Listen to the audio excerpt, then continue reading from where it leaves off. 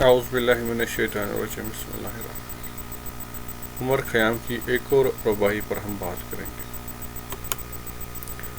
ابر آمد باز بر سر سبزه گریست، بی باده گل رنگ نمی باید زیست. این سبزه که امروز تماشاگه ماست، تا سبزه خاک ما تماشاگه کیست. ابر آمد و باز بر سر سبزه گریست، ابر آمد و باز بر سر سبزه گریست، بی باده گل رنگ نمی باید زیست. این سبزه که امروز تماشاگه ماست، تا سبزه خاک ما تماشاگه کیست. یعنی ابر آمد بادل چھا گئے، بادل آئے یعنی چھا گئے، باز پھر سے بر سر سبز گریست، اس سبزی پر یعنی سبز زمین پر جو گھاس پھوس اگی ہے اس پر پھر سے اس نے رونا شروع کیا، پھر سے بارش برسنی شروع ہوئی، پھر سے تر و تازگی جو ہے زمین میں پھیلنے لگی ہے، سبز زار کوہسار پہاڑوں پر پھر سے بارش کی وجہ سے جو ہے تازگی پھیلنے لگی ہے۔ بی باده گل رنگ نمی باید زیست، لیکن اس چمکتے دنیا کی خوبصورتی اور رانائی جو ہے اس سے ہم لطف اندوز ہونے کے بجائے ہم اس پریشانی میں ہیں کہ یہ تماشاگاہ آج جو ہم دیکھ رہے ہیں یہ کل ہمارا بھی ہوگا، اس لیے یہ ایک پریشانی ہے۔ اس پریشانی کو دور کرنے کے لیے ہم کیسے زندگی گزاریں، اس کے لیے بے باده گل رنگ یعنی بغیر سرخ رنگ کے، گل رنگ کے باده یعنی شراب کے، یعنی بغیر سرخ شراب کے نمی باید زیست جیا نہیں جا سکتا، یعنی ہم اس خوبصورتی سے لطف اندوز نہیں ہو سکتے، ہم اپنی آنکھوں کو بند نہیں کر سکتے، کیونکہ ہم شراب کے سہارے زندگی کے دن گزارتے ہیں۔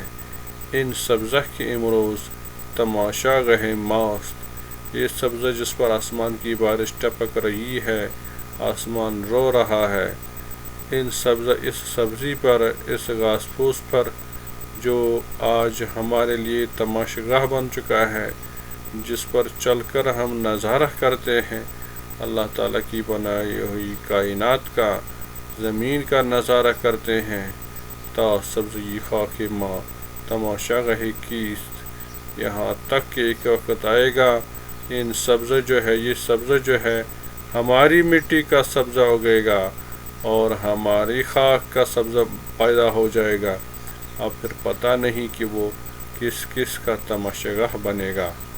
تو کیا ہے، اس رباعی سے عمر خیام کی زندگی کے عادات کی عکاسی ہوتی ہے اور ان کا نقطۂ نظر بادلوں کے چڑھنے اور زندگی گزارنے کے بارے میں کیا تھا، اس بات پر جو ہے اس بات کی وضاحت ہوتی ہے۔ آج اور کل کے فلسفے سے عمر خیام ہمیشہ فکر مند ہے، فکر مند رہا ہے۔ عمر خیام بادلوں کے چھا جانے کی طرف اشارہ کرتے ہوئے کہتا ہے کہ آج پھر سے بادل چھائے اور پھر سے رونے لگے، یعنی پھر سے بارش برسنی شروع ہوئی، یعنی یہ پہلے سے اس دائرے میں سے ہے، اسی دائرے میں ہے اور آج بھی ایسا ہی ہوا۔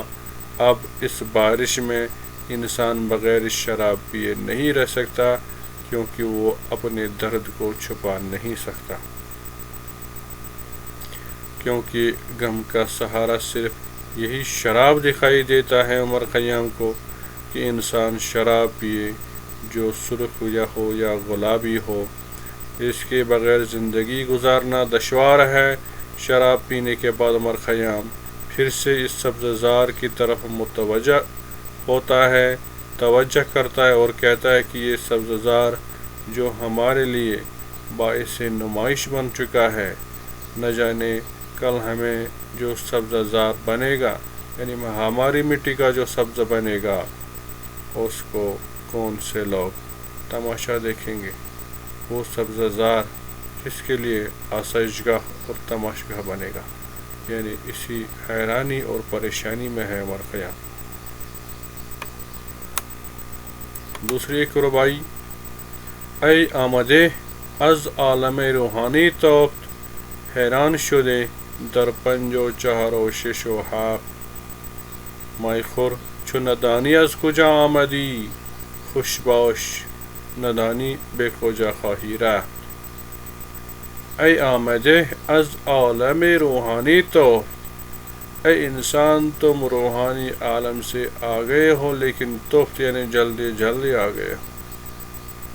حیران شدے یہاں آ کر اے انسان تم حیران ہو گئے ہو، کس میں؟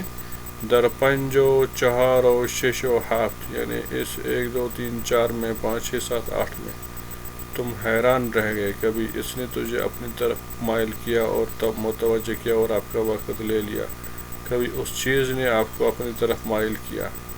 مئی خور چو ندانی از کجا آمدی، شراب پی لے۔ عمر خیام شراب کی دعوت دیتا ہے اور کہتا ہے کہ شراب پی لے کیونکہ تجھے معلوم ہی نہیں ہے کہ تم کہاں سے آئے ہو۔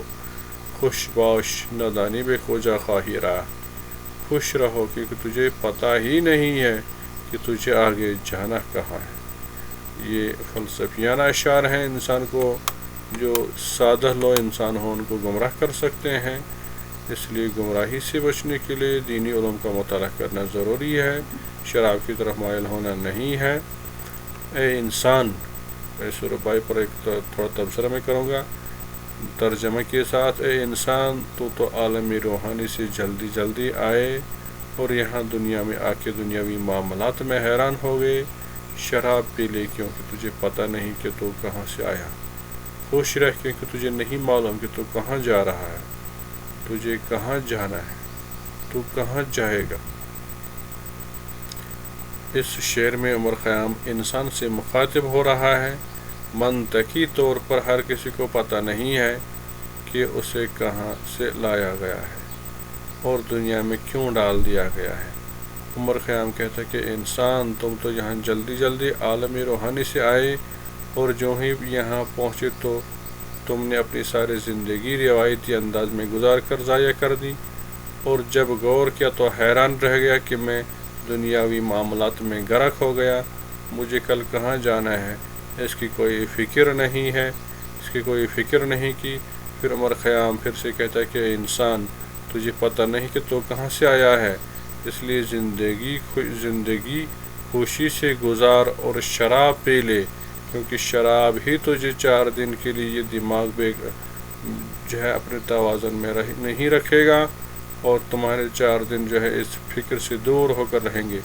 تجھے یہ نہیں پتہ کہ کل کہاں جانا، اس لیے جو دیکھا نہیں اس پر کیوں پریشان ہو جاتے، اس لیے خوش رہ، یعنی خوش رہنے کی تلقین کرتا ہے، شراب پینے کی تلقین کرتا ہے، پریشانی سے دور بھاگنے کی تلقین کرتا ہے، جو کہ حل نہیں ہے کسی بھی پریشانی کا۔ ہر پریشانی کا ایک حل ہوتا ہے۔ انسان آیا ہے، اللہ تعالیٰ نے انسان کو دنیا میں بھیجا ہے، اس لیے پریشانی سے بھاگنا جو ہے پریشانی کا حل نہیں ہوتا، پریشانی اپنی جگہ ہوتی ہے۔ اس لیے ہمیں مطالعہ کرنا چاہیے قرآن کا۔ قرآن میں واضح لکھا ہے کہ ہم نے تمہیں زمین میں اس لیے بھیجا، ہم نے تمہیں دنیا میں اس لیے بھیجا تاکہ یہ دنیا جو ہے تمہارے لیے آخرت کی کھیتی ہے، یہاں اچھے اچھے اعمال کرو، اور اعمالوں کے جو ہے ان پر نیت بھی کرو، اچھی نیت کرو اور اچھے اعمال کرو، اور تم جو یہاں کماؤ گے اس کا تجھے بدلہ ملے گا، قیامت میں فیصلہ ہوگا، پھر جنت یا جہنم سے انسانوں کو نوازا جائے گا، جس کے جیسے اعمال ہوں گے، جس کی جیسی نیتیں ہوں گی، نیتوں پر اعمال بنیں گے اور اعمالوں پر جنت اور جہنم کا فیصلہ ہوگا۔ لیکن انسان کو جانا ہے وہاں، یہاں رکنا نہیں ہے۔